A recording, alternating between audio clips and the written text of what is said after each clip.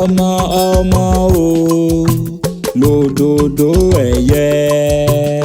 ọmọ ọmọ o lódodo ẹyẹ. ọmọ ọmọ o ọmọ sóun lódodo ẹyẹ. ọmọ nìyí ọmọ lẹyẹ. kóró fún wa lọ́mọ ire. àmì o. kóró fún wa lọ́mọ ire. ẹ̀sà mi o. ọmọ ọmọ o lódodo ẹyẹ. àpáta dé àpáta pàrẹ̀ ewì dé. ọmọ ọmọ ọmọ Èdùmàrè jẹ́ ń bí tèmi. ẹni wáyé tí ò rí bí irú wọn là ń pè léjò tó kọjá lórí àpáta tí ò nípa. ẹni kúrò láyé tí ò fọmọ sáyé lọ àwọn náà kó àkúrú bí iṣu.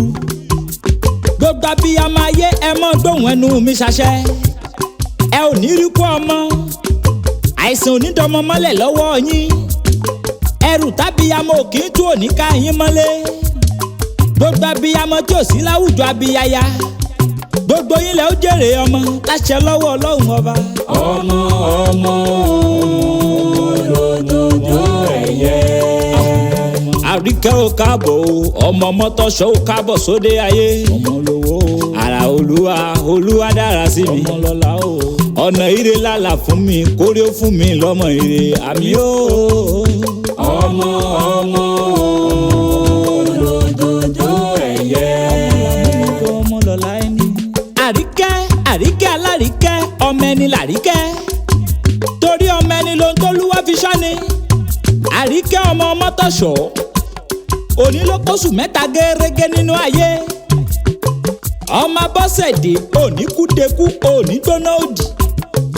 ó máa dàgbà lágbà ó máa ṣe ń tọ́mọ́ ṣe fún bàbá ó máa ṣe ń tọ́mọ́ ṣe fún yeye. òkùkù ni yọ́ torí òkùkù ni bàbá tó bí ọlọ́mọ.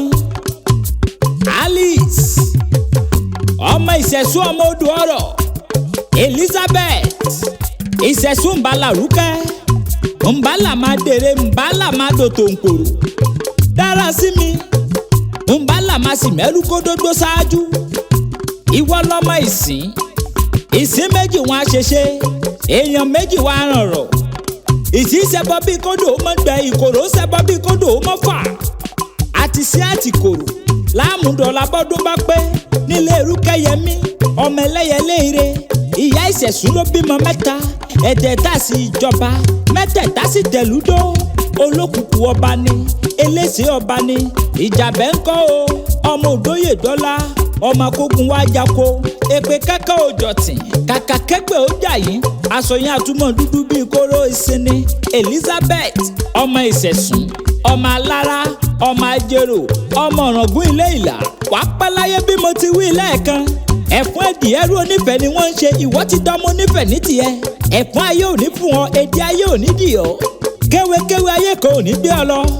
látara lọ́wọ́ Olúwa ọba ìwọ máa dàgbà lágbà ó máa fọwọ́ pawú láyé ń bí.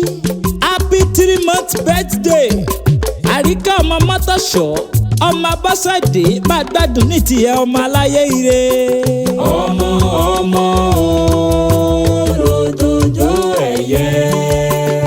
àpáta pàrẹ̀ ewì lèmi ń jẹ́. tá a bá rẹ́ni tó fẹ́ kàn sí mi ẹni kí wọ́n pè mí sórí nọ́mbà sáìdì tọ̀dọ̀ tèmi 08169602775. mo gbéra pa ó dibi tá a forí mi sọlẹ̀ sí níbi ojúmọ́ ti mọ́dé gbogbo ilẹ̀ kílẹ̀. ọmọ ọmọ